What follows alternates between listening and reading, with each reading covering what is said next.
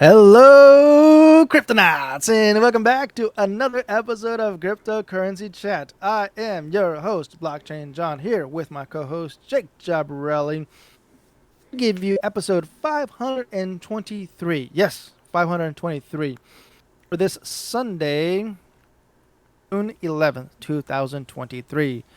Yes. What's up, Jake? Hey, John. Good to be. Glad we had a lot of interesting things happening in the pre-show, but let's talk about our new sponsorships. Yes. In particular, Pacific Bitcoin Festival that will be happening later this year, the early October 2023, in Los Angeles, California, at the Santa Monica Hangar. So yeah, it's a big venue, and there's going to be a whole lot of people there. And this is Bitcoin only, so don't talk about altcoins. You're going to get kicked out. I'm sure that won't actually happen, but they probably will frown upon it. General admissions 550, VIP is 2800 if you get your tickets now, but it's only going to go up. So the sooner you get them, the better, and there's no refunds. So there's lots of people talking, but there will be lots of Bitcoin related things. Check that out. We've also got in 14 months, late July of 2024 will be the Bitcoin conference, which of course has more than just Bitcoin. It's just ironic. It's the Bitcoin conference, which should more or less be called the Altcoin conference. But there's lots of stuff there. Plenty of speakers. Obviously, Michael Saylor will be there. And the tickets are about the same price, about 500. I think that's what it's showing to me right now. It's like 2,000 sats. But you can pay it in Bitcoin. You'd expect that Pacific Bitcoin would do the same thing, but they don't. I should Industry have $300. industry pass is is about 4.5 million sats, and then the whale level is 23 million sats. So pretty pricey. Um, Still not a full Bitcoin. These are all fractional Bitcoin costs. So that event is happening in about 14 months. It's a ways off. We're just talking about it now because why not? And then what just happened? We were mentioning what 3XP happened just 3 or 4 days ago. Yeah. Yeah, I was hanging out with the DFKers, the Mythic Squad in particular, and they went to the 3XP event, which I didn't even know. So it's kind of cool that they mentioned that. And yeah, Web3 Gaming Expo. So in the future, if you guys are interested, follow 3xp.gg for Yeah, the go to the newest. website and check it out, and you can Yeah. see it. I'm Hmm. sure they'll have another one next year about the same time. That was down in Pasadena. It's Pasadena Convention Center. So a lot of these things are happening in LA, not anywhere near where we are, although it's technically still in California. So getting on to this week in crypto Twitter, which I will be reading. Ah, If I can pop this yes. open so people can see it better here. This week in crypto Twitter, outrage over the SEC crypto crackdown between the bombshell lawsuits against two crypto titans and talk of a weekend Bitcoin dump, which definitely already happened. It's been a wild ride. Many leading cryptocurrencies plummeted in price this week after the United States Securities and Exchange Commission launched high-profile enforcement actions against cryptocurrency exchange titans Binance and Coinbase for allegedly violating securities laws, which they still haven't defined. The coins were affected by the news. Were these particular coins were Solana, Polygon, and Cardano, which I was going to talk about. Robinhood's going to be removing those three, all labeled as securities offerings in the SEC Binance lawsuit. Needless to say, it was a phenomenally busy week on the world's favorite microblogging platform as people just digested this news. Here's how this pivotal week played out on crypto Twitter. On Monday, self-styled crypto sleuth Lirzit, I hope I'm pronouncing that's correct, made an interesting observation. It should be noted here that former SEC Director Bill Hinman in 2018 delivered a speech in which he explained his reasoning for why Bitcoin and Ethereum should not be considered securities, and I will read that. The at SEC.gov has now removed Bill Hinman's biography from its website, getting ready to throw him under the bus, says Mr. Hubert, aka Thanks. Learzit. Hinman's speech recently became the subject of the SEC's lawsuit against XRP progenitor Ripple, which was sued by the regulator for offering unlicensed securities. A court recently blocked the SEC motion to block access to documents related to this speech, saying the material was, quote, subject to a strong presumption of public access, end quote. On Monday, the SEC sued Binance, and its filing listed several altcoins as securities. User at OXMert said The news was an industry call to arms, and you can check that tweet out. I will not read it. Cardano creator Charles Hoskinson shared his 2 cents, or 2 satoshis, on the enforcement action in a lengthy tweet that was endorsed by Binance CEO Changpeng Zhao, CZ. And I will read that. Charles Hoskinson says, with respect to Binance, I'm reading through the SEC complaint. It's over 130 pages, but seems like the next in a series of steps to implement Choke Point 2.0 in the United States. The end goal is an agenda-based CBDC partnered with a handful of massive banks and end-to-end control. Of course, CZ responds, a perfect opportunity for the entire industry to set aside its fragmented nature and unite for a common sense set of rules and guidelines. Hey, what a concept! Oh my god. Anyways, Web3 law pundit James Murphy, aka Meta Lawman, wrote a thread about how the SEC's complaint provided closure to an unresolved plot thread from 2021. I'm not going to read all of it, but here's the beginning. The SEC complaint against Binance appears to solve the mystery of why Brian Brooks abruptly resigned as CEO of Binance US in 2021. CZ allegedly reneged on the promises that Brooks would be given autonomy to run Binance.us independently from Binance. On Tuesday, CZ apparently needed some public validation, and most of his followers obliged. Here's his public poll. Who protects you more? Yeah. Also that day, CNBC host Jim Cramer, the buy it, sell it guy on TV, right? Tried fanning the flames of a bank run on Binance, attracting comment from not one, but two crypto CEOs. Eric Voorhees says, solvency of Binance greater than solvency of any bank in a run scenario. Jim Cramer, in response to Jim Cramer's comment. And of course, CZ also said, we will soon see soon enough. Former Twitter co-founder / CEO and current Square CEO. No, he's not a Square guy. He's just a Square guy. Jack Dorsey tweeted a controversial opinion about Ethereum. His reply to Ollie saying, is Ethereum a security, Jack? And Jack says, yes. Yes, that's what I was mentioning, dude. I'm telling you, they're gonna get caught up. Yeah. Like Alec will get caught up. Yeah, exactly. Coinbase hit back against the SEC's enforcement on action on Tuesday with some counter propaganda with a natty. I guess it's supposed to be nasty or natty baseline. Oh, I guess that makes more sense as natty. Never mind. Coinbase says, crypto has come a long way in America. It still has far to go. We're ready. Brian Armstrong's original tweet was, regarding the SEC complaint against us today, we're proud to represent the industry in court to finally get some clarity around these damn crypto. Oh, he didn't say damn. Crypto rules. Remember, the SEC reviewed our business and allowed us to become a public company in 2021. There is no path to come in and yada, yada, yada. So the numbers don't lie. Some I'm revealing... sure he said a lot more than just damn. Yeah. He didn't say damn. I said that. Some revealing banter was passed between CZ and Gemini co-founder Cameron Winklevoss. I'm not going to read it. It's too short. The U.S. Court of Appeal for the Third Circuit on Wednesday responded to a public petition that Coinbase had filed against the SEC way back in July, asking the regulator to clarify its rules on which digital assets constitute securities offerings. Coinbase Chief Legal Officer Paul Grewal, who's many times tweeted about it in particular, and I will skip that as well. Pro-crypto Senator Cynthia Lummis released a statement about Coinbase lawsuit, and it's too much to read. You guys can check it out on your own. Blockchain-savvy lawyer Jake Chervinsky accused the SEC of clutching at straws with its definitions of securities, and I'm going to move on past that one. Analyst Adam Cochran wrote a very juicy multi-thread summing up some of the SEC's most incriminating evidence against Binance. Quite a bit of a read. Check it out. I suggest it. On Thursday, crypto Twitter was hit hard by the bombshell that CZ and Gary Gensler have a history. Yes, they do. And then CZ was busy trying to put out a fire the same day. Yes. Crypto Twitter was a flame with all kinds of news. So on Friday, popular investing app Robinhood announced that it was delisting coins listed as securities in the SEC Binance lawsuit.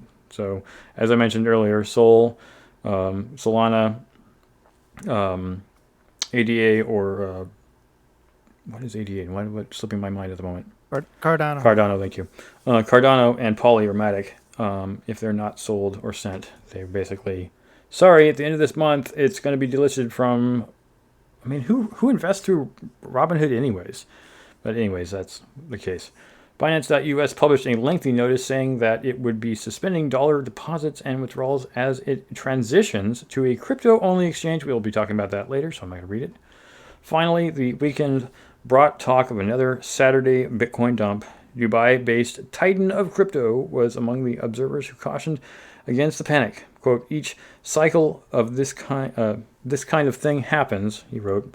Whales love to dump it on the weekends. So that's his quote. Market watcher Professor Few also offered a view of what might be happening. I'm going to read this one. Is Bitcoin near a bottom, or is it time to buy the fear? I think John could have something to say about that. Or is the dump yet to occur? Short thread on what I currently see in the markets. Yeah, it's a temporary dump. Crypto doesn't stay down forever. I mean, yes, it's been down a lot further from where it was, a year and a half ago. But that was an artificial inflation, like almost all of them are. So, yeah, that's the end of crypto Twitter for now. But we're going to be talking about more of that later in the show. On to the next news. This week in coins, market crashes as SEC slams Binance and Coinbase. And let's see here. The market crashed hard this week on the news that U.S. Securities and Exchange Commission had launched enforcement actions against Binance on Monday, followed by Coinbase the next day. Both sued for allegedly operating in unregistered securities exchanges. The pair are the two largest crypto exchanges in the world, and the entire industry took notice. Market leaders Bitcoin and Ethereum sustained among the lighter losses among leading coins. Bitcoin depreciated by nearly 6% over the 7 days to trade at $25,624 on Saturday. Ethereum fell 8.5% over the same period and currently changes hands at around 1738. Binance's native BNB coin crashed 23% over the week to hit $236. Huge losses of over 30% were felt by holders of Cardano, Solana, Polygon. These three cryptocurrencies were all cited as securities in the SEC's lawsuit against Binance. Leading cryptocurrencies that lost between 20 to 30% of their value this week include Litecoin, Avalanche, Shiba Inu, Uniswap, Chainlink, and Cosmos Hub. Every unbacked cryptocurrency in the top 30 by market capitalization depreciated in value this week. And guess what? I stacked sats. It was a good week for me. Yep. Binance immediately responded to the SEC's lawsuit by calling the regulators unreasonable and claiming it is disheartened by the agency's use of blunt weapons of enforcement. The response of the entire market followed that day, plummeting 3.6% overnight, and in a foreboding note, Coinbase's stock price also tumbled on the news of Binance's woes and continued to tumble when the Coinbase lawsuit hit the press the next day. Later on Tuesday, SEC Chairman Gary Gensler said that the crypto industry's entire business model is built on non-compliance, and a damning CNBC interview said, "We don't need more digital currency." A multi-state task force comprising California, Illinois, Kentucky, Maryland, New Jersey, South Carolina, Vermont, Washington, Wisconsin, along with Alabama, jointly filed charges against Coinbase that same day for violating securities laws through its staking services, repeating one of the SEC's allegations against the exchange. Coinbase's chief legal officer, Paul Graywall, was in D.C. to speak at a hearing on the digital asset market structure discussion draft when news broke of the enforcement action. He strayed briefly from his prepared remarks and called the lawsuit, quote, disappointing but not surprising, and said Coinbase would continue, quote, business as usual. At least until something else happens. Yes. He also accused the agency of a reliance on enforcement-only approach and calls for Congress to adopt a draft bill laying out a regulatory framework around cryptocurrency transactions. It was a remarkably busy day at the SEC on Tuesday. In addition to the Coinbase lawsuit and Gensler's CNBC appearance, a leading U.S. securities regulator also filed an emergency motion that day requesting court permission to seize Binance.US assets. The U.S. Court of Appeal for the Third Circuit must have appreciated the urgency this week because on Wednesday it finally responded to a public petition Coinbase has filed to the SEC way back in July, asking it to clarify its rules on which digital assets constitute securities offerings. The court gave the SEC 7 days to clarify its position. It's great, beautiful. Mm-hmm. That would be tomorrow, actually. I think, right? Yeah. Yeah. No. This was on Wednesday, so it'd be this The Wednesday. following Wednesday. That same day, the SEC filed court documents alleging billions of dollars of Binance-related funds routinely flowed through Signature Bank and Silvergate banks for years. The regulator further alleges that Binance entities commingling funds and funneled them to a Paxos affiliate through accounts held by Mirror Peaks, an entity controlled by Changpeng Zhao that is described as an over-the-counter trading desk and a proprietary trader of digital assets. I want to comment, but Well, it's our show. We can do what we want. Also that day, Binance.us pulled over 40 trading pairs, the bulk of them including Tether's dollar-pegged stablecoin USDT, which has previously been the subject of scrutiny over the nature of the assets backing it up. On Friday, the exchange transitioned to crypto-only operations, suspending U.S. dollar deposits and withdrawals. But the plot really thickens when it came to light the arch nemesis Gary Gensler and Changpeng Zhao have a history. What? Wait, hold on. You can't just leave me like that. That's it? We left it like that in the last article. No. To be continued. Dun, dun, dun. Yeah. All right. To get on to the rest of the news. We have, yeah, thank you. New worldwide tax standard includes cryptocurrencies and CBDCs. So I'm thinking, I know a lot of people I've talked to, and mostly those who hold a more conservative viewpoint, tend to go, there's no such thing as the world government. There is no world government. I'm like, well, what is the UN then, right? I realize the United Nations does not include everybody. It's not every single nation is involved. But the whole point of the United Nations is to form some kind of governance over the world. Now, the problem really comes down to, why does this exist? Why are they worried about it? Well, it comes down to the fact that people have moved a lot of their assets into crypto to escape taxes. And the thing that I was saying in the pre-show is, it's dumb, because unless you have it all in Monero or something like Monero, or you've been using a mixing service on a regular basis that some government hasn't taken down, then pretty much all your coin, if you've ever talked about what coin addresses you have, they're going to know what addresses you have, because all of crypto is public. Almost all of crypto is public. So it's like, okay, a government can't, they can, it depends on which government I guess you live under, force you to give up taxes.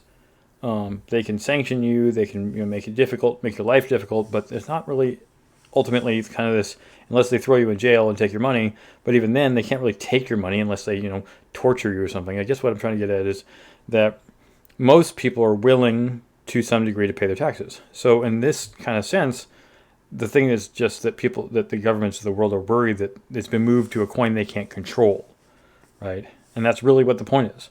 CBDCs are the opposite of people being able to control their own money. CBDCs are perfect for nations that want to control all their money and your money. And this is why we keep talking about it not being a good thing as a CBDC, that we should not have either in the U.S. or any other country. But plenty of nations are looking at it as like, hey, we can finally control all the money.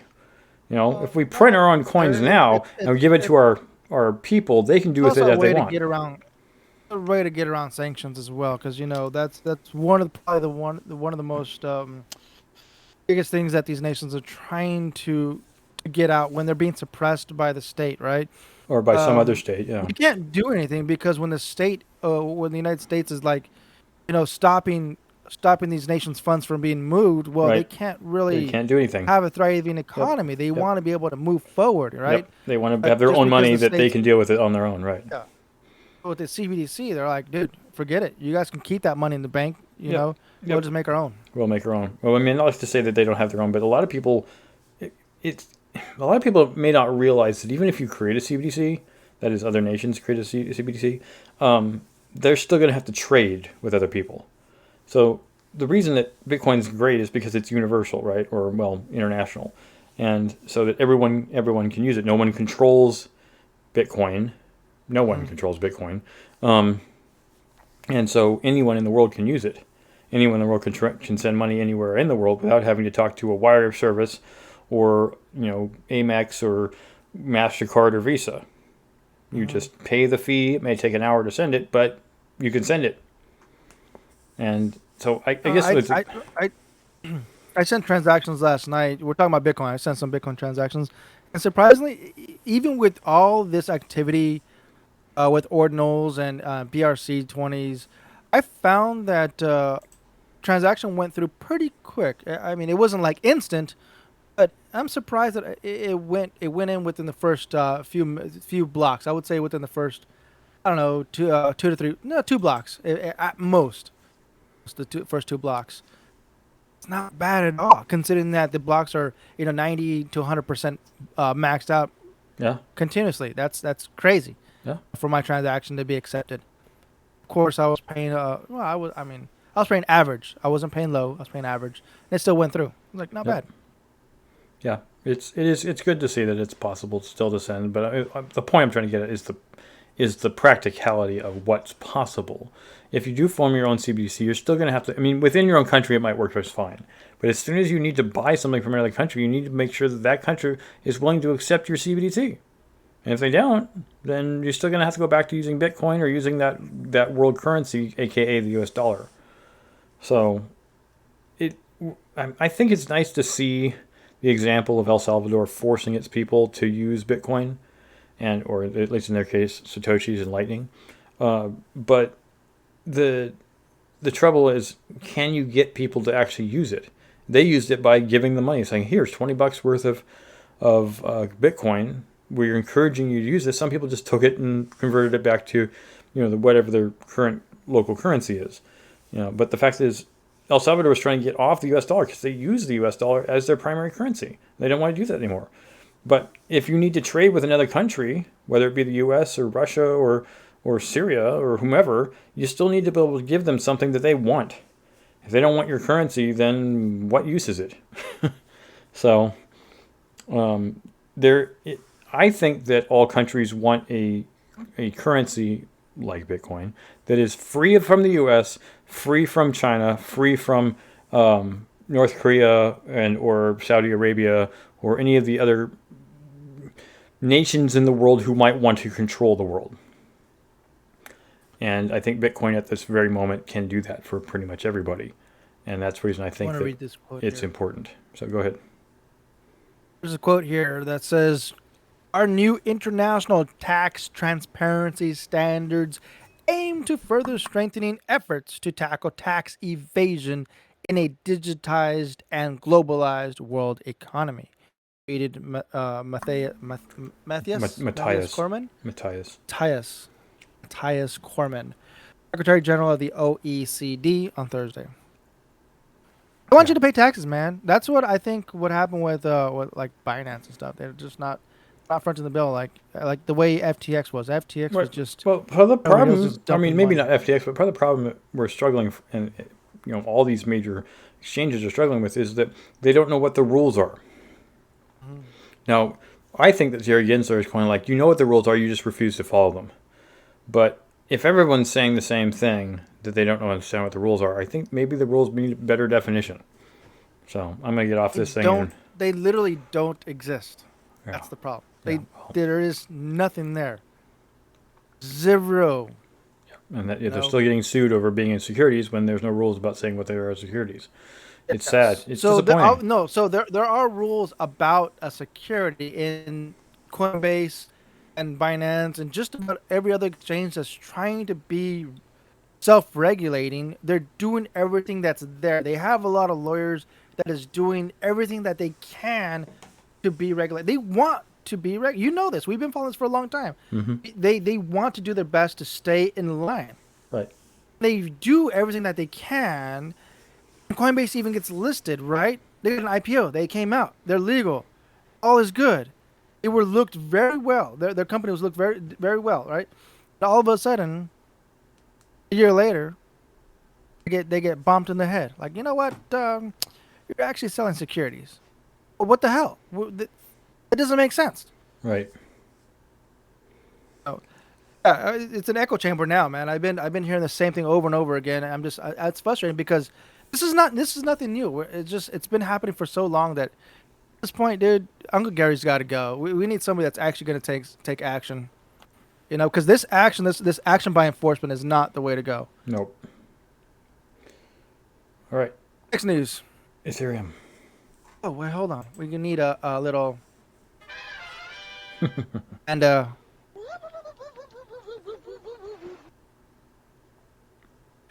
right, here we go. Ethereum fails without these three changes, says Vitalik Buterin. Good old Vitalik and Ethereum. From proof of work to proof of stake. Well, the whole reason that Vitalik transitioned from away from proof of work was obviously to make Ethereum better, utilizing what was it, three? It was decentralized, Scaling solutions, secure wallets, and better privacy. yeah, decentralized, secure, and scalable. Yep. And the only way you can do that, apparently, according to Vitalik, is by being on proof of stake. Now, I don't know about that, but we're going to move over to layer 2 solutions, rollups. Rollups has been a lot, been around for a while. For I would say since the first time rollups were actually written on paper on a white paper was I think 2015. Didn't actually come to fruition, or actually didn't come to like mainstream consideration on blockchain. Was around 2017.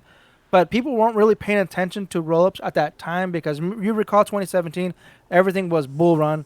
Yep. Everything was going up. Everybody was loving it. This was during the time that BitConnect was around, while developers on the back end were talking about rollups. And then rollups kind of faded away. And now rollups are back because it actually does have a utility to make things faster, secure, and what was the other one? More private. Yep. Privacy concerns. Privacy. So layer 2, that's the vision that Vitalik is talking about. He says that he doesn't really. What was that last sentence? I think it was the last sentence at the bottom here. What was it? It was Oh, where was it at? I saw it. The solution isn't simply to move users off mainnet. Rather, the solution lies in extending the capabilities of the Ethereum network. So this means that instead of thinking about it as a migration from mainnet, we think about it as load balancing the demand for Ethereum mainnet with other highly secure OP chains. Right. Yeah. So. And just use a different blockchain. If you guys can't figure it out on mainnet, Yeah. Use Avalanche. Use Poly. You don't have to use Ethereum. In fact, the nice thing about Poly is that you can use Ethereum still, so and just not pay the fees. Off of it, man. And I don't know, dude. Just I'm done with it. I'm so done with it. Ethereum has a lot of development on it. I'm not saying it's totally wrong. It does. No, it does. It does. But at this point, there's so many other chains out there that are better, and you can easily, since everything's pretty much open source, you can easily go copy that code if you like that particular project.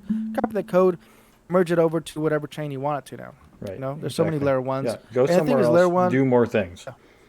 It's totally doable. It's totally possible. Anyways, moving on to Binance. Binance US. Yeah, you did it. Exactly. Binance US shifts to crypto-only operations amid intensified SEC security. Well, that's interesting. Does that mean that you're only allowed to bring crypto in and crypto out? Yeah, that's exactly what they're saying. Binance US is transitioning to a crypto-only platform, suspending all USD operations, including deposits and withdrawals. Honestly, I don't have a problem with that. I do. Why? I do. Why do you? I do because everything that I do when I on ramp USD, I do USD to fiat. Excuse me, USD to crypto. That's what I do, and I buy. I know you don't buy. You mine. I don't think it's intelligent to do so. I don't like the idea of doing it. To me, you make a better investment to buy hardware to mine other coins and then transition those into crypto than it is to just buy it straight. Because you lose so much money because they're taking a gargantuan bite out of your butt when you're what is your interest? What's the difference? Is it 10%, 15%? How much are they taking? So yesterday I think was like 0.5%. Really? Okay, well, that's Yeah, different from me. Binance doesn't take that much. Okay, well, maybe they were in the Now, if I did it past. from Coinbase, I think Coinbase was like 3%. Okay, well, it was always a all right. In the beginning, it was higher. I guess it's gotten lower since they have more investments. But to me, it was. I don't like the payment. I don't like the cost. I'm okay with paying network fees. I'm not okay with paying someone else for to get into crypto. I realize that if you're buying hardware, yeah, there's a fee to get into crypto. But to me, the value of the hardware is greater than the value of the payment. I get it. You're arguing that Ethereum is not as secure because it's all anybody can buy in at any time, and that's kind of my same argument with buying into crypto. Is when you're buying into crypto, you have no skin in the game, you have no hardware because you don't have to. Same thing with Ethereum. You could just buy a bunch of Ethereum using USD and have a bunch of nodes and then control everything. But if you buy hardware, you have a different level of investment. And in my opinion, that's the better way to go. And that's how Bitcoin started. So, anyways, off my high horse, moving on to this article.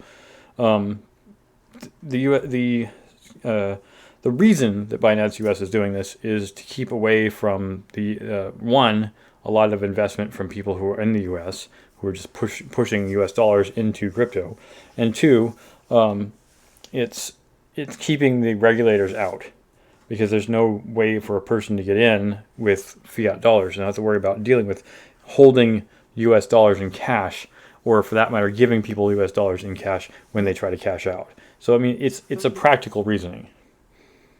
The main reason is their banks are abandoning Binance.us. The banks don't no longer want to back Binance.us, Yeah. so they can't do the USD conversion. Yep. So that's it. That's the main reason why they're not doing USD. Yep. So I, Oh. I don't I So don't personally have a that's problem with it. I think it's a great. That's actually how Bittrex was in the early days. So you had to. at this point, since I told you like I do USD to crypto, that's my on ramp. I don't know what to do now. So anybody that's watching the video, if you guys know what I should do, like, where should I go, man? Do I need to move out of the country? No, there's No. plenty of What other do I ways need of to do? buying. There's plenty of other ways of buying crypto with USD. Well, Maybe wait, not for well, long, but there currently are still other oh ways yeah, of doing it. yeah, BitPay everybody's jumping ship, dude. BitPay is one way of doing it. BitPay still offers a USD to crypto You know onboarding. you're talking about fees. You know how much BitPay charges? I know how much BitPay charges, but it's still an on ramp. That is, they charge a massive. Yes, they do. I mean, I might as well at this point, if I'm gonna do that, I might as well go to the Bitcoin ATM machine. It's pretty much the Yep. same price. Yep. I know. There's lots of ways of doing it. You can buy from Gemini. You can buy from Crypto.com. There's other platforms out there other than Binance. But they're all going as well. Crypto.com's going. Well, I know they're moving. That They're doesn't mean jumping ship. you can't still buy from them. So No, I think they're once they leave the states, they're gonna well, just I know. stop. Right now, yes. But like I said before, you can always buy hardware. You can always buy hardware and make your own coin. In fact, you have hardware in your house. You can make your own coin that way. You know my internet connection, bro. You know, come on, It man. doesn't Like, need a high put me internet. on the spot, You man. can get away on so little internet. You don't hardly need anything. You know I That's don't not an have excuse. electricity in my That's house, not an man. excuse. It's not an You excuse. know, you know I don't have. If you got cash, man, put it into something you can keep. Buy Into hardware and mine Bitcoin, it. bro. Into Bitcoin. Buy coin and buy hardware and mine, and then transfer for Bitcoin or whatever you want to transfer for. Well, this is This is Sparta! I All will right. find you. Okay. We'll find a way What? to get We already know uh, for a fact that the Fed is making it hard for people to get into crypto, and this is what the because result of they it is. want their CBDC, bro. Right, but this is the result. They want. This is the result. I don't want their damn CBDC. I want my Bitcoin. That's all I want. Then You know? buy a machine to start making Bitcoin. At least the nice thing Next about buying and the whole cool thing about buying hardware that can allow you to make Bitcoin or make any kind of coin for that matter is that hardware still retains its value after a certain period of time.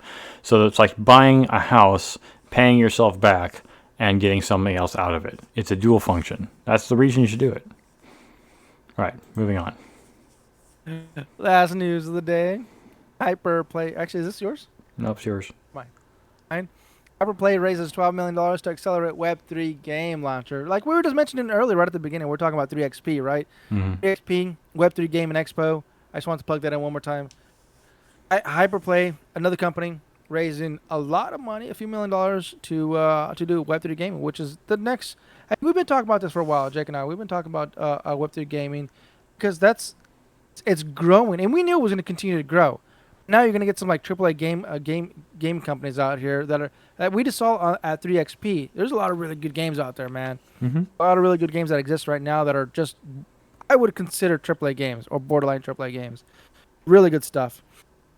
Anyway, so Hyperplay is launched those services back in March, and they're interlinked with the Sandbox, Borderless, Phantom, Galaxies, DeFi Kingdoms, which I do play. So shout out to DeFi Kingdoms and to the guys over at Mythic Squad.